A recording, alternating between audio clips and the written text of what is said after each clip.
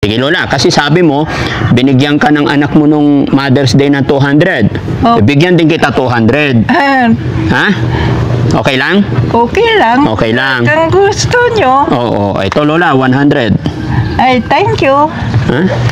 Oh, another 100 po. May ibibili ako ng gamot. Oh, yan. Okay na ba yan, Lola?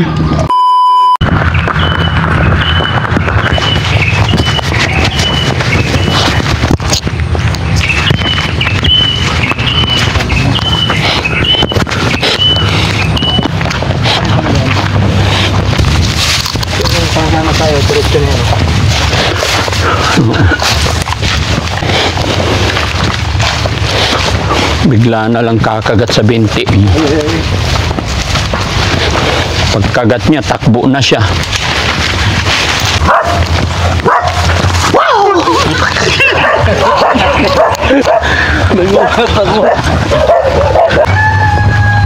Yan mga kababayan, mga kabarangay, magandang morning po sa atin lahat.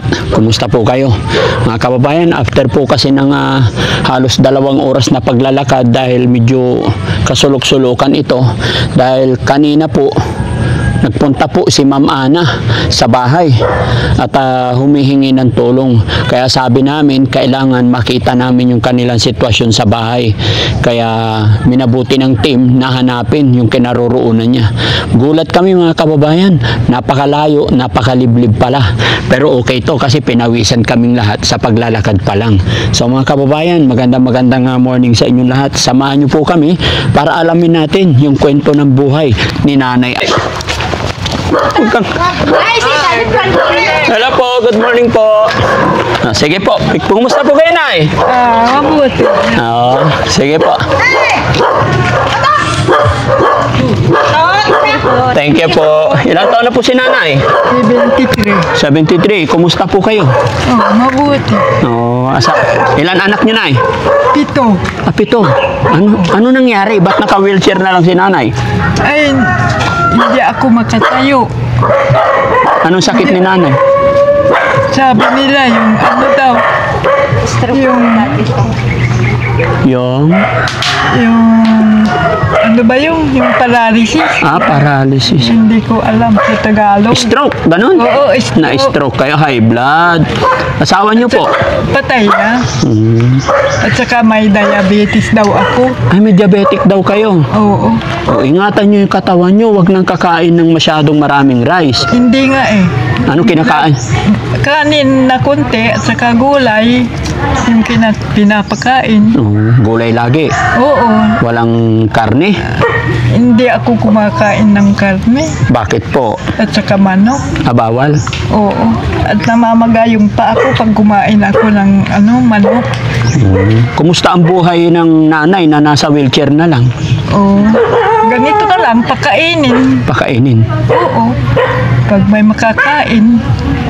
Tsaka kung iihi ako, dito na ako tatayo. Ilagay na lang yung irinola. Nag-inirona na lang. Sino kasama niyo sa bahay? Ay siya. Anak niyo po? Opo, bunso ko. Ay, bunso. Ang bait naman. May asawa na siya. Ay, yung iba niyong anak nasaan? Yung mga iba niyo pong anak? May asawa na rin. Nasaan sila? Nasa Sampabian. Sampabian. Oo po. At saka yung nasa Pampanga. Sampabian, Pampanga. Opo. Tapos? At saka yung dalawa, nandito sila rin. Dalawa, nandito. Oo, 7 yung anak nyo. Nagbubukid sila. Ay, nagbubukid. Sinong anak nyong pinakamalayo? Yung Pampanga. Nasa Pampanga. Opo. Pinapasyalan naman kayo? Opo. Very good. Anak nyong sa Pampanga, babae, lalaki? Lalaki. Sa Pampanga? Opo. Lalaki. Lalaki. May pamilya na siya doon. Opo. Doon na siya naggabahay. Opo. At saka nangungupahan din sila. Nangungupahan din. Oo. Saka yung taga Sampabian. Sige Lola, salamat po. At nanonood ba kayo kay Daddy Frankie? Opo. Lagi ko kayong pinapon eh. Yung nakikita ko nagbibigay kayo doon. Nagbibigay ng? Pira. Ay, tayo dyan. Oo, nakikita ko. Nakikita mo? Opo. Saka binibigyan nyo sila ng bigas. Ay, bigas. Oo, yung si Bibian. Sino yon? Yung doon sa bayan ng Malasiki, sa Opo. bayan, Ay, oo. nakita ko yun. Nakita nyo. Oo, doon ata kayo kumukuha ng Kaano nyo bigas. si Ma'am Vivian? Wala. Suki lang. Suki nyo rin. Noon, nung nakakapunta pa ako sa bayan, Anong trabaho nyo nung malakas pa kayo, Lola? yung kaing. Gumagawa ng kaing. Opo. Paano kayo nagkakapera ngayon? Wala na, hindi na ako nagkakapera. Hindi ka na nagkakapera. Opo. Wala. Kung magbibigay, tanggapin ko. Sino nagbibigay? Yung anak mo, kung binigyan ako. Kailan kayo nila huling binagyan ng pera? Ang tagal na, noon pa. Oo. Nung, pa yung Mother's Day yata. Binigyan ka ng Mother's Day. Opo. Magkano na binigay? 200 lang. 200. Anong naramdaman mo nung binigyan ka ng mga anak mo ng pera ng Mother's Day? Natutuwa rin. Natutuwa. May bili ng gamot. Ay, ganun. Oo, yung binibili ko ng gamot. Mahigit 2,000 ang gamot ko. At least may nagbibigay pambili ng gamot. Bihira lang. Bihira lang. Oo. Ngayon, Lola, magpapasko na. Oo, aywan ko. Bibigyan ka kaya ng mga anak mo? Aywan ko. Hindi ko alam. Lola, naka-video tayo. Oo. Mapapanood ng mga anak mo to. Oo. Sabihin mo na yung gusto mong sabihin para bigyan ka nila this coming Christmas. Bigyan nyo ako pag Christmas. Sige na, kausapin mo yung mga anak mo. Diyan, ito camera para puntahan ka nila sa Pasko. Malapit na. Ilang tulog na lang. Sige po. Punta kayo dito kung gusto nyo. Salamat ka kay Lord kung magbibigay kayo. Wala na. Yun lang. Yun lang. Bakit pag anak ang pinag-uusapan, humihina ang boses ni nanay na parang gustong lumuha? Wala. Natutuwa lang. Natutuwa lang. Opo. Sige, shout out mo na yung mga apo mo, Lola, kasi mapapanood ka nila. Yung mga apo mo na nasa malayo. Yung apo ko, 3 lang. Shout out mo sila. Nandyan sila. Shout out mo, mapapanood nila. Oo. Yung mga apo ko, at saka yung isang apo ko, nandito sa katabi ko sa pagtulog. Buti, Lola, kasama mo sa bahay yung bunso mong anak. Yung ibang anak, ayaw na nilang kasama yung nanay nila pagka alagain na pagbaldado na. Pinagtutulakan Dyan lang ang bahay niya sa likod. Kaya... Ito yung bahay namin. Yung bahay niya, nandyan. Kaya siya nag-aalaga. Oo. Mabuti nga po, may nag-aalagang anak, no? Napakabait. Mabait. Pinapaliguan ako. Bait na anak. Lola, anong sasabihin mo sa anak mo na napakabait na nagpapaligo, nag-aalaga sa'yo? Nagpapasalamat ako. May nag-aalaga sa akin. Kaya nga po, bilang gantimpala, anong sasabihin mo sa anak mo nagpapaligo sa'yo araw-araw? Thank you. Pinapaliguan ako. Ayaw nang mabaho. Ayaw nang mabaho. Opo. Very good. Sige, Lola, kasi sabi mo, binigyan ka ng anak mo nung Mother's Day ng 200. Bigyan din kita 200. Ha? Okay lang? Okay lang. Okay lang. Kung gusto nyo. Ito, Lola, 100. Thank you.